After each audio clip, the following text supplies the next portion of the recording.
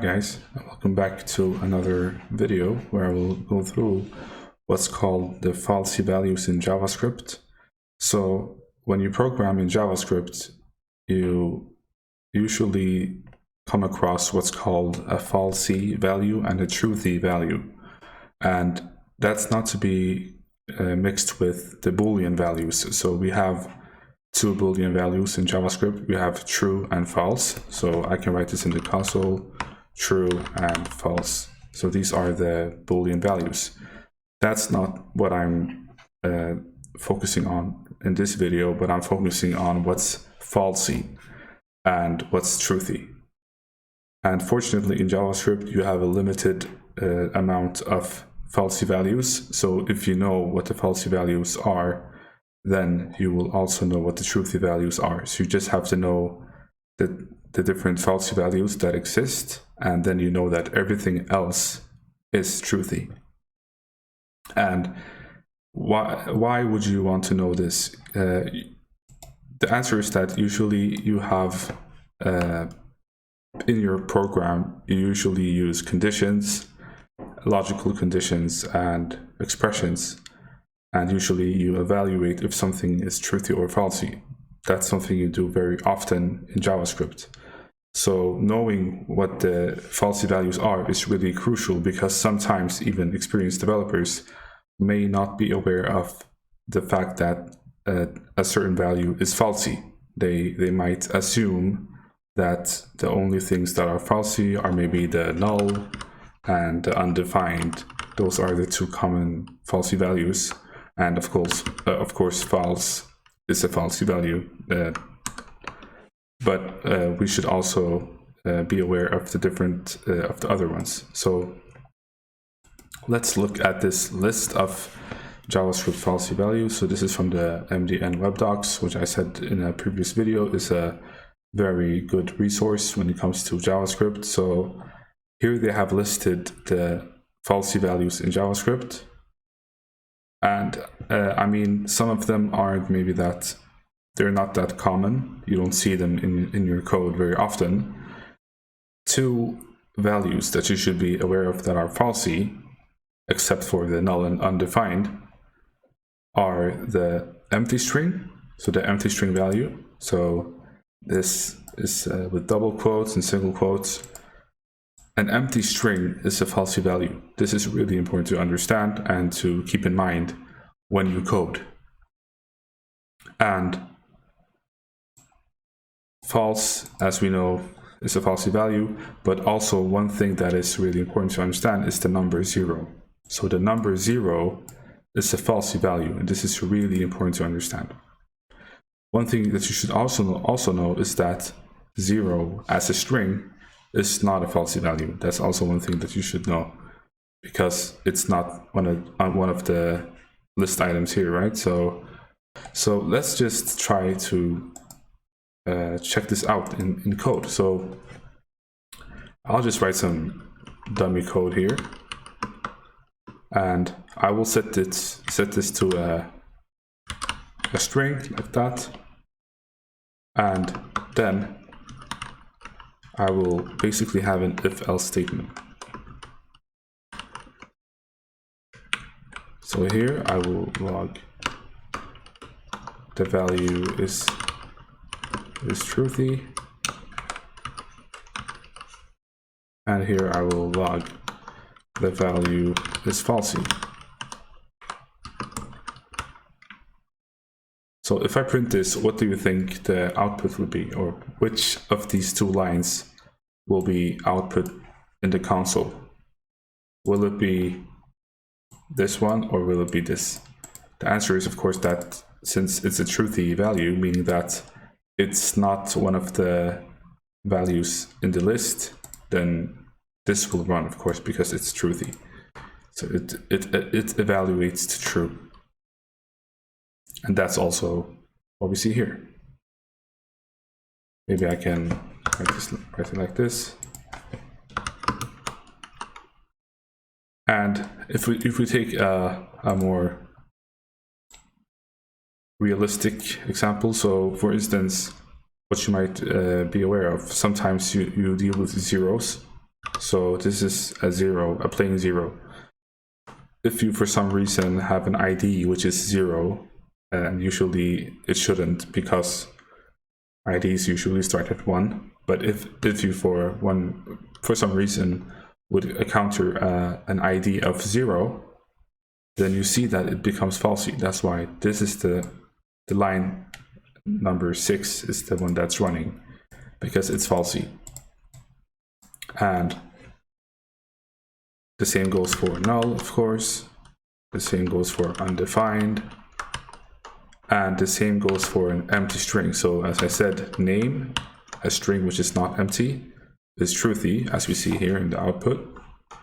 But an empty string is falsy. So these two are really important to understand. One example where this might be useful, or where you would need to fall back to a default value, is if you, for instance, create a function which maybe returns a name, and here you have the name, and what you're doing is basically returning the name if it's truthy, or you will return a default name, which will be my name in this case. So let me just try to run this code. So I'll say get name, and if I pass in another name, then that's basically what you're seeing here. I can also comment this code out because I'm not interested in it. Maybe, yeah, like that. So right now this name is being output, which is the expected output more or less. But if I don't provide any parameter at all, then we see that it falls back to this value, right? And the same goes if I pass a falsy value, so like null or undefined, or maybe a 0, or an empty string, or not a number. Oh wait, not a number. So this is a useful thing to understand. But if you, for instance, pass in a 0 that is a string, then that will be output as a string, right? That's nothing crazy about that, really, but you should still be aware of it, because sometimes you might not understand why the 0 is not being evaluated as falsy, and the reason is that maybe it's not really a number, it's not really the number 0, but it's actually a string. That's one of the bugs that I've encountered in my program once. So I think that this is enough about this topic, but I think that you should really keep this in mind. So let's just recap the actual list. So we have the Boolean value false, we have the number 0, not the string 0, and also they're saying 0.0 is included, the number -0, and the big int 0, empty string, null, undefined, none. And you're saying that objects are falsy if and only if they have the internal slot. This is also one thing that you should know, that objects usually aren't falsy, so even an empty object is not falsy. So let me just comment this out and bring this in again, because I want to focus on an empty object. So let me just print this out. So we're seeing that it's truthy. So an empty object is truthy. The same goes for an array. That's also truthy. So an empty array is truthy. And one thing that I also want to show you is how do you know, or how can you return a Boolean value which basically shows if a value is truthy or falsy. So let me just create a function. So I'll name it is truthy, and that will be the value. I'll take a value as an input, and you can do this in two ways. So one way that you probably see very often is that you basically negate it and inverted, more or less. So like this. So basically what you're saying is the opposite of this will be, if it's truthy, then it will be false. And then you turn the logic again, so the opposite of that. And that's how you get the if it's truthy or falsy. Some people think that, some developers, they don't like this because they're saying it's not really, it's not pretty, and yeah, they have some issues with it, and they prefer this instead. So you use the Boolean object basically, and here you just pass in the value, and this will be the same. So let me try this out. So I will say log is truthy value. So now we're seeing true, because as I said, an empty array is true or is truthy. And the same goes for the object, and the same goes for an empty string. It's falsy, so we get false. If I say null, that's false. If I say 0, that's false.